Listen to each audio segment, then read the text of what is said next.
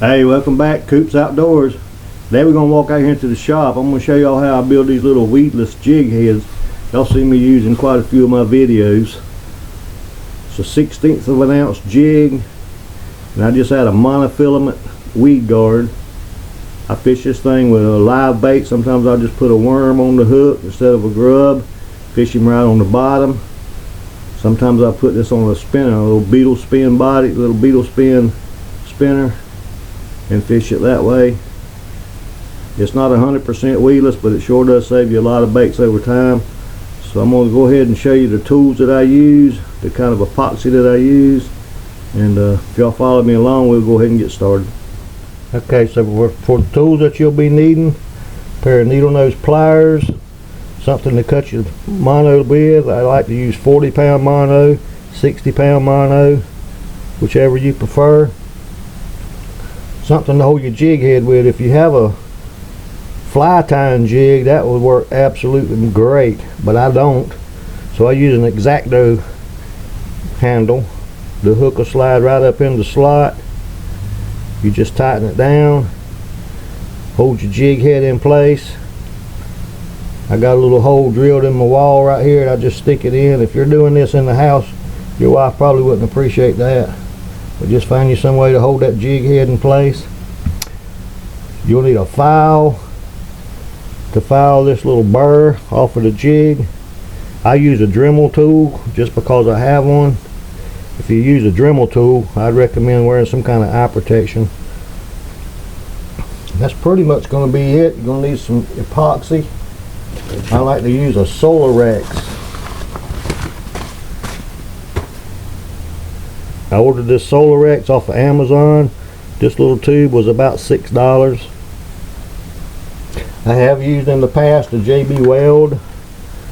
The JB Weld, in my opinion, is not quite as good. It's the viscosity, it's a little thicker, makes it a little bit harder to work with.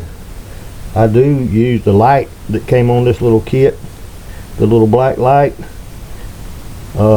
They sell this on Amazon with the black light. They sell a kit, I think it's 3 tubes with the black light, and it's about 35 bucks. So since I had the black light, I just went ahead and ordered me a replacement tube.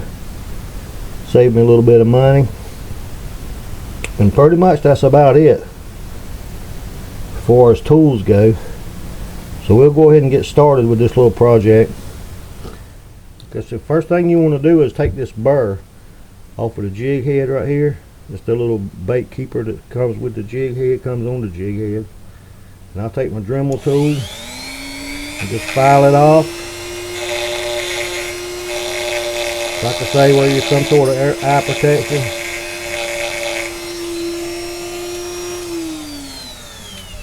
So that's going to give you a little flat surface to work with. And now I just stick him up here and hold him till I get ready for him.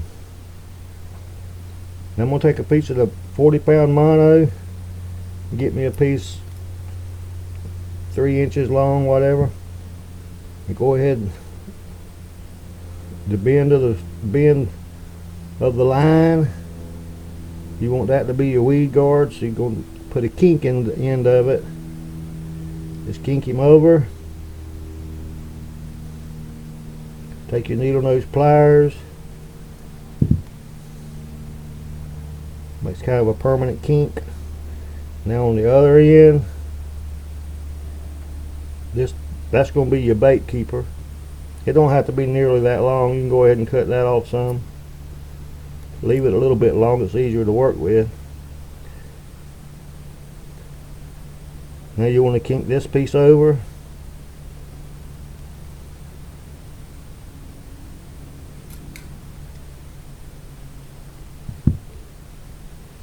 And you end up with something like that.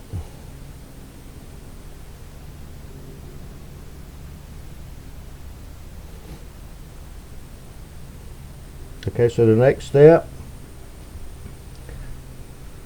take you some Solarex.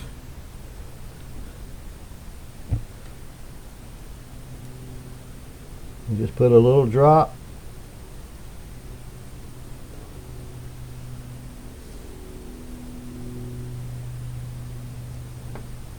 Get your black light on.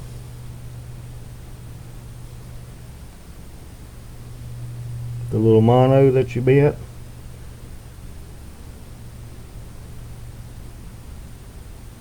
Put it in place. Hit it with the black light.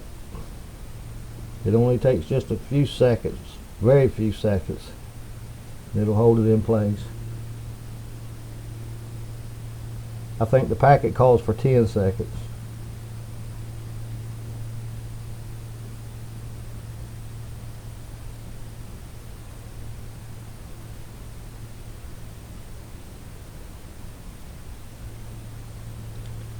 Alright, that's going to hold it in place.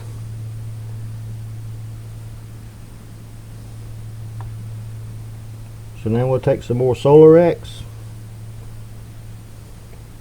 and just put a light coat.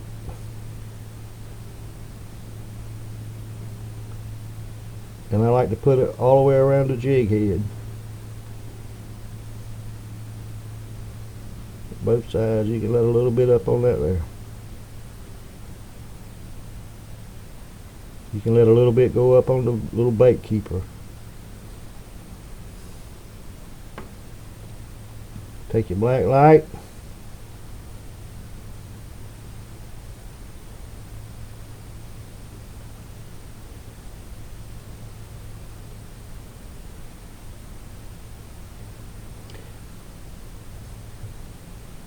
As soon as that black light hits that epoxy, it starts curing immediately. As long as you don't hit it with that black light, it'll stay wet. Gives you plenty of time to work with it.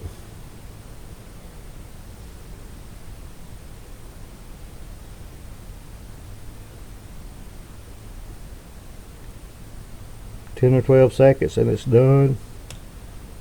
It's already cured. You can fish with it right now.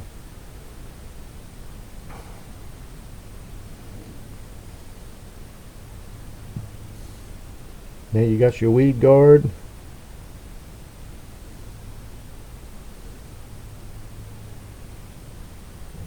Take your little fingernail clippers and clip that off to where you want it.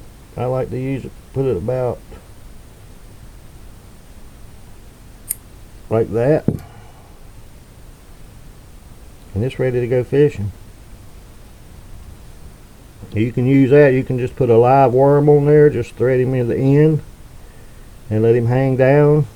Deadly bait for fishing on the bottom.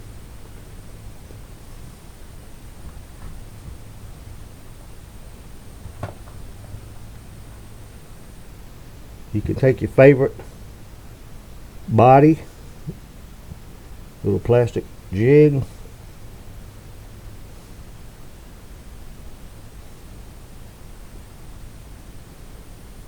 trying to keep it as straight as you can, thread him on.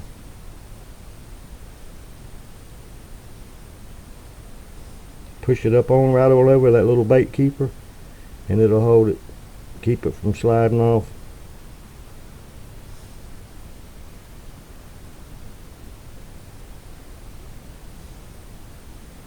You can fish that just like that, or you can put it on a spinner. There's one I've already got made up. You can take a regular beetle spin, take the head off of the beetle spin. Like I say, I like to use these jig heads because they're a little bit heavier. This is a 1/16 ounce jig.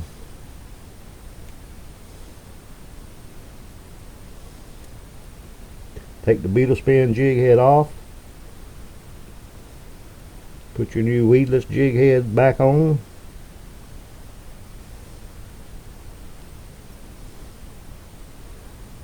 And there you have it.